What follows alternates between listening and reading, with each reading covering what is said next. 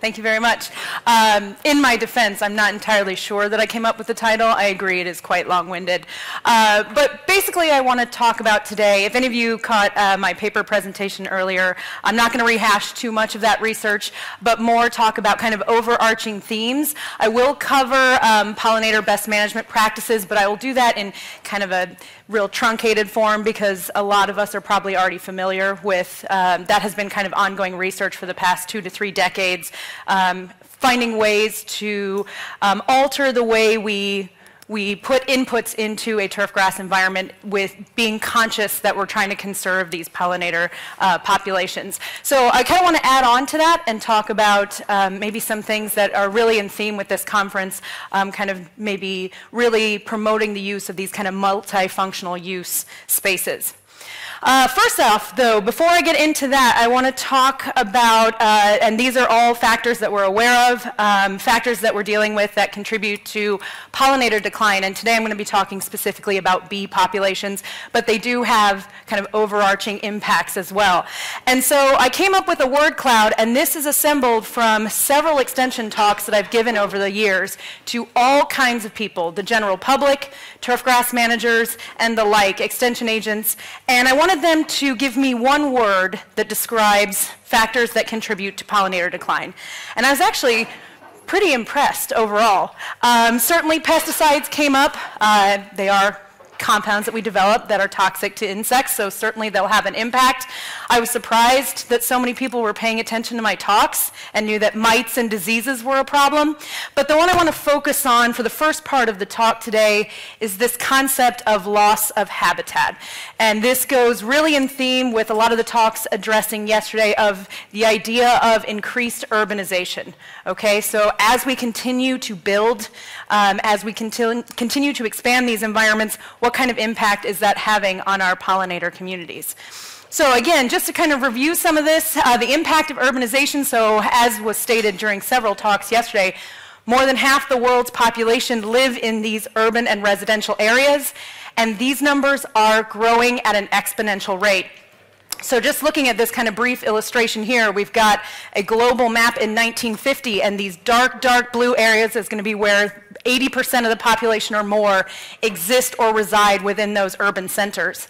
And so we have 2014 here as kind of a midway point, and looking at the difference between 2014 and 2050, you see that a huge, substantial proportion of that global population are going to exist in these urban centers. Okay? In the United States, this is just a graph and very specific to our country, but again, just a really nice illustration in the green. We have percent of the population living in rural communities, and then the percent in blue living in urban. And based on our census data in the United States, we expect this to increase as much as 68% more by 2048.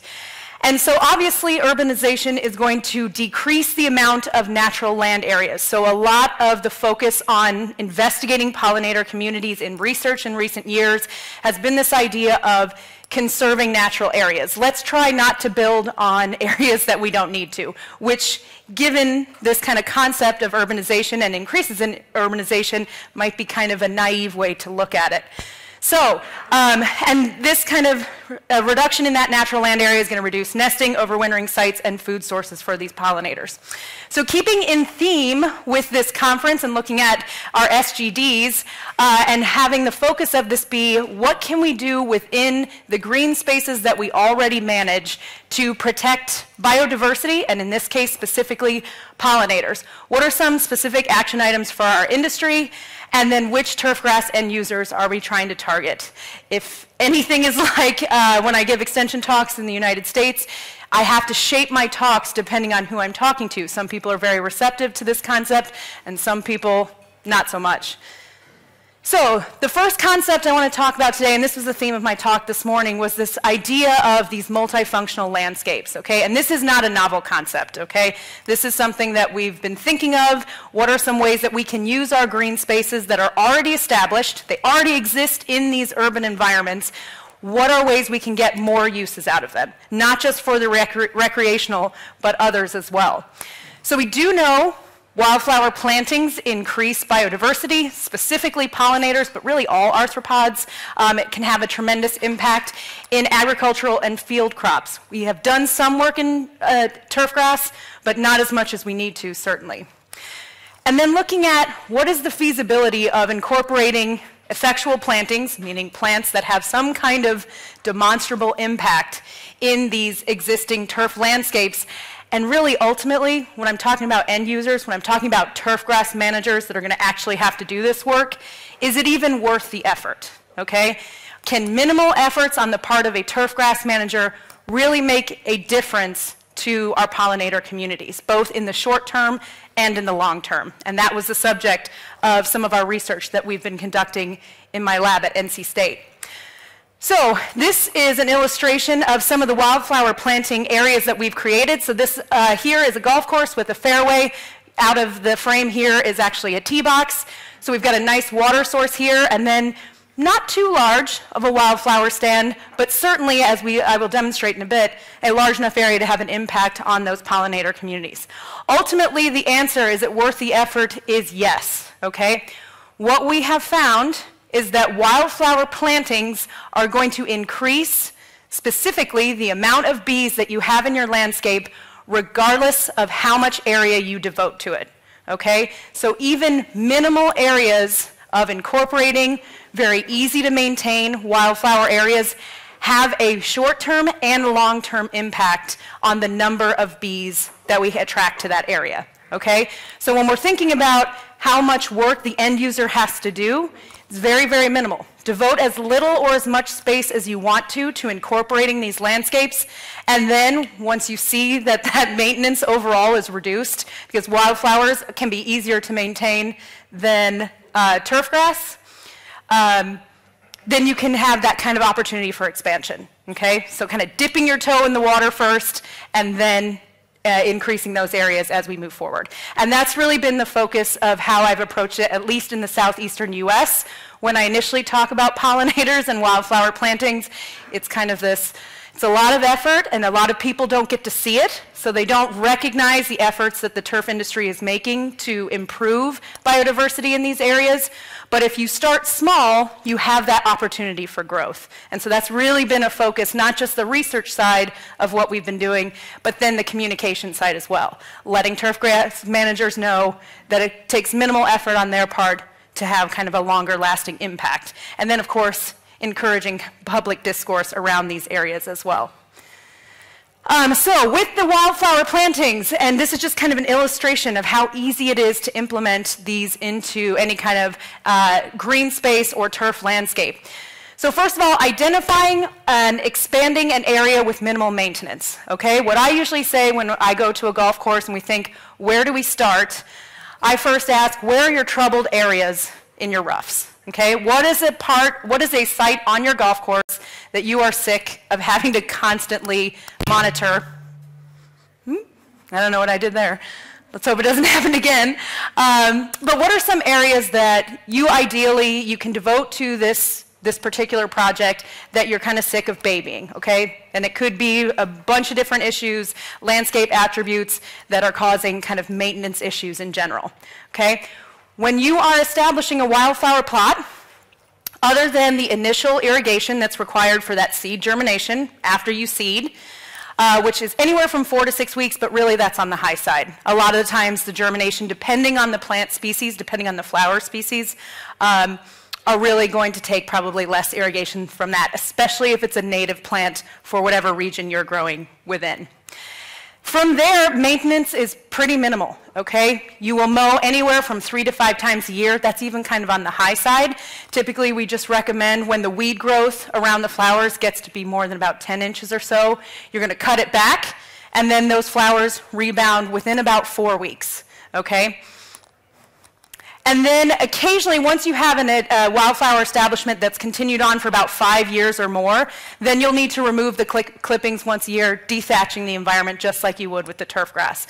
So again, compared to an area where the maintenance was significantly more intensive than that, devoting these areas, other than initial establishment, which will create just a little bit of work on the front, once it is there, it kind of takes care of itself. Okay, so again, identifying a site within a green space, particularly if it's a troubled hotspot or hot zone for maintenance issues, is a really good way to kind of identify where exactly to start. And then this part, so what I kind of talked about a little bit earlier is the communication side of it. And this is a topic that's come up a lot with different talks throughout the conference as well, is how can we best communicate our efforts, our research efforts, and kind of increase knowledge of what the turf industry is doing in this day and age. And so installing signage is what we did for our research plots, and that served the dual function of making sure that golfers weren't angry at us for just being in these areas in the first place, but really having that dialogue with the general public. And I think this is where we kind of have some of our biggest failures, is the communication of why we do what we do, how we're doing it, and really kind of informing people that really don't have any background knowledge or experience. Okay? So quickly, I want to review pollinator best management practices in turfgrass.